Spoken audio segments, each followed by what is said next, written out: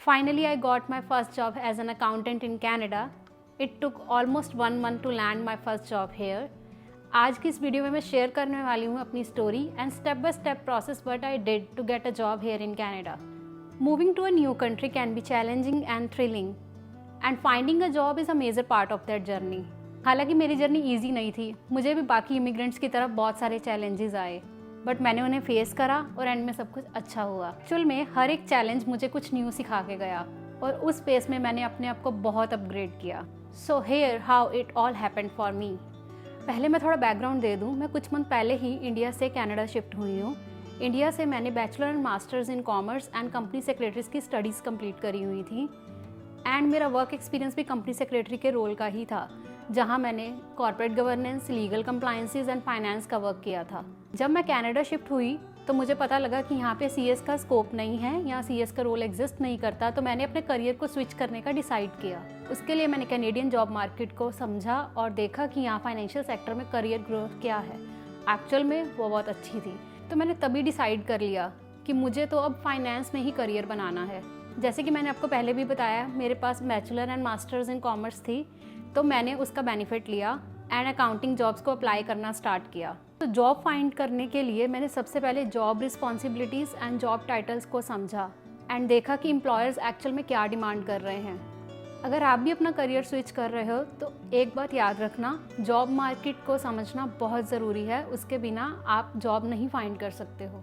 जब मुझे job responsibilities and titles का समझ आया तो मैंने अपने स्किल्स को अपग्रेड किया अकॉर्डिंग टू जॉब रिस्पॉन्सिबिलिटीज़. मैंने वो वाली स्किल्स को सीखा जो मुझे लग रहा था कि एक्चुअल में जॉब के लिए रिक्वायर्ड है, जैसे कि अकाउंटिंग स्टैंडर्ड्स की knowledge, income tax and GST compliances को स्टडी करा एंड साथ ही मैंने quick books and says software को भी सीखा, जिसकी यहाँ पे बहुत डिमांड है.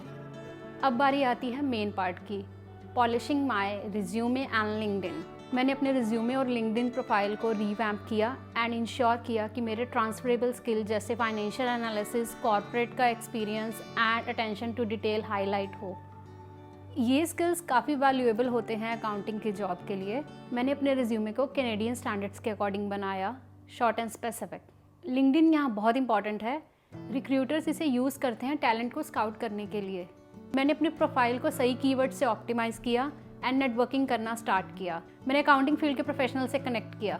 मैंने रैंडम जॉब्स के लिए अप्लाई नहीं किया. मैंने सिर्फ उन जॉब्स के लिए अप्लाई किया जहाँ पे मेरी 70 to 80% रिक्वायरमेंट्स मैच होती थी, और मैंने अपने आप को एंट्री लेवल पोजीशंस के लिए भी ओपन रखा. एक और इम्पॉर्टेंट चीज़, मैंने अपने कवर लेटर एंड रिज्यूमे को जॉब के अकॉर्डिंग टेलर किया. आई नो ये थोड़ा टाइम कंज्यूमिंग है, बट इसने मेरी काफ़ी हेल्प करी. यहाँ पे आप एक ही रिज्यूमे सेंड नहीं कर सकते हर एक जॉब के लिए. जब मैं यहाँ आई थी, यहाँ पे कंपटीशन इतना हाई था कि मुझे यहाँ पे एक दिन में 70 to 80 जॉब्स अप्लाई करनी पड़ती थी, और उसमें से भी कंफर्म नहीं होता था कि मुझे किसी रिक्रूटर की कॉल आएगी भी या नहीं. नेटवर्किंग ने कनाडा में मेरी काफ़ी हेल्प करी. मैंने लिंक्डइन पे बहुत सारे अकाउंटिंग ग्रुप्स को ज्वाइन किया, वेबिनार्स अटेंड करे, डिस्कशंस में एक्टिवली पार्टिसिपेट करा. मैंने उन अकाउंटिंग प्रोफेशनल से कनेक्ट करा जो ऑलरेडी कनाडा में थे एंड काफ़ी अच्छा कर रहे थे. मैंने उनसे एडवाइस ली. उन लोगों ने मेरी काफ़ी हेल्प करी ये फाइंड करने में कि हमें यहाँ पे जॉब्स कैसे टारगेट करनी चाहिए, किन चीज़ों पे फोकस करना चाहिए जॉब अप्लाई करने से पहले. ऐसे ही मैं अपने रिज्यूमे और कवर लेटर टेलर करती गई एंड जॉब अप्लाई करती गई. 15 to 20 डेज़ बाद मुझे इंटरव्यू कॉल्स आने स्टार्ट हुए. जब भी मुझे इंटरव्यू कॉल आता था, मैं कंपनी के बारे में सर्च करती थी, उनके बारे में पढ़ती थी एंड देन अपने इंटरव्यू के लिए प्रिपेयर करती थी. मैंने कॉमन इंटरव्यू क्वेश्चंस की प्रैक्टिस करी, क्योंकि मैं करियर स्विच कर रही थी. तो मुझसे अक्सर ये क्वेश्चन पूछा जाता था कि आप कंपनी सेक्रेटरी से अकाउंटिंग जॉब्स में क्यों स्विच कर रहे हो. सो उसके लिए मैंने अपना आंसर्स प्रिपेयर करे कि कैसे मैं अपने प्रीवियस एक्सपीरियंस को अलाइन कर सकती हूँ अकाउंटिंग जॉब्स के लिए, एंड कैसे मैं उनको दिखा सकती हूँ कि मेरे अंदर वो स्किल्स हैं जो इस जॉब के अंदर रिक्वायर्ड हैं. प्रिपरेशन तो बहुत ज़रूरी है. आफ्टर ऑल दिस, जब मुझे इंटरव्यू कॉल आया, मेरा इंटरव्यू हुआ, I was prepared and confident at that time. मेरा ये इंटरव्यू 3 राउंड्स में हुआ था. First with HR, second with manager and third salary discussion. So जो मेरा HR वाला राउंड था वो बहुत सही रहा, क्योंकि वो फ़ोन पे था. I was pretty confident at that time, so मैंने वो बहुत अच्छे से आंसर करी सारी चीज़ों को. सो सेकेंड राउंड के लिए मैं वहाँ इंटरव्यू देने गई थी.